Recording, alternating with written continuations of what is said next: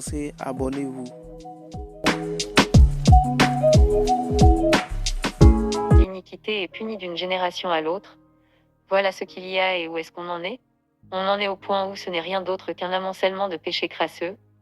La Bible nous dit ceci, Ézéchiel 23h19. Elle a multiplié ses prostitutions, en pensant au jour de sa jeunesse, lorsqu'elle se prostituait au pays des Égyptes.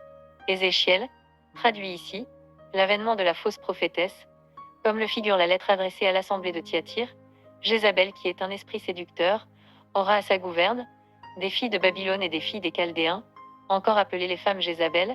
Ce sont des femmes ayant l'apparence de femmes mais au-dedans d'elles.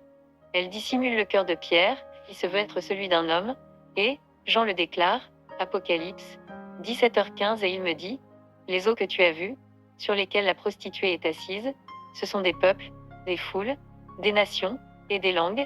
Les eaux désignent ici la foule des réseaux sociaux de la toile constituée des enfants de Babylone et des filles de Chaldéens, qui définissent ici les applications des réseaux sociaux.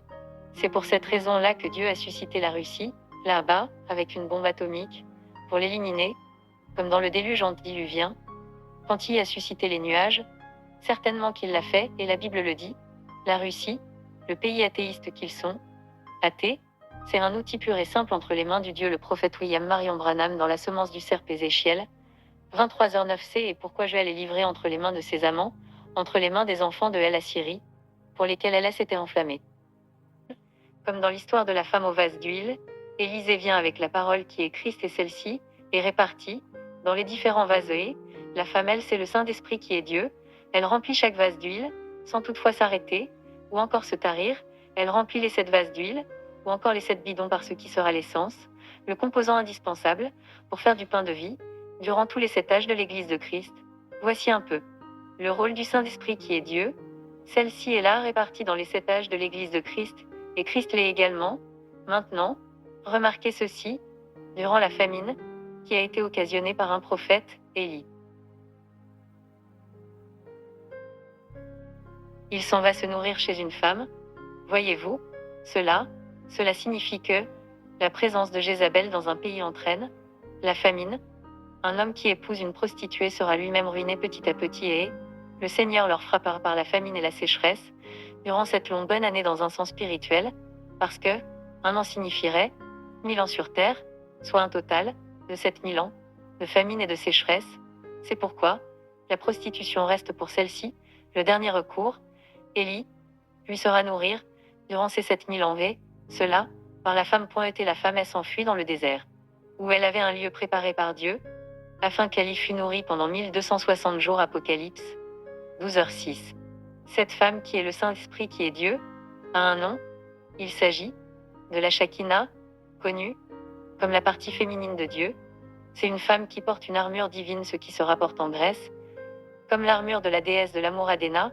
Cette femme, du nom de la Shekinah, c'est Dieu. Et donc ne soyez pas surpris d'entendre la voix d'une femme lors de vos différentes réunions. Ce n'est pas toujours un esprit malveillant ou encore séducteur. Il peut être Dieu lui-même. Cette femme, c'est notre mère, c'est la maman aigle, et les 2 ailes du grand aigle furent données à la femme, afin qu'elle s'envolât au désert, vers son lieu, où elle est nourrie un temps, des temps, et la moitié des 1 temps, loin de la face du serpent. Apocalypse 12h14. C'est elle la mère de tous les prophètes ainsi que la mère des anges. Elle veille sur son héritage, étant une maman aigle. Elle est là-haut, dans le ciel. Dieu le Père, lui, c'est l'ange de l'Éternel Dieu. Il travaille durant ces 7000 ans de famine et de sécheresse, parce que l'esprit de Jézabel a commencé à se révéler. Depuis le temps de Noé jusqu'à nos jours, les fils de Dieu virent que les filles des hommes étaient belles, et ils en prirent pour femmes parmi toutes celles qu'ils choisirent. Genèse 6h2. Ces fils de Dieu, ce sont les anges. Ils étaient là dans le ciel, en train d'admirer les bienfaits de Dieu dans la terre, puis leurs regards ont été séduits par la beauté de Jézabel, et ils quittèrent le ciel pour la terre, à cause de la beauté de Jézabel. Voyez-vous, maintenant, nous comprenons, le but de l'esprit de Jézabel, c'est de faire de l'homme ainsi que les anges, ses esclaves. Or, qui est Jézabel? Jézabel était autrefois dans le ciel, et celle-ci a suivi le diable dans sa rébellion contre Dieu et a été précipitée sur la terre, Dieu étant esprit. Ses anges y sont aussi.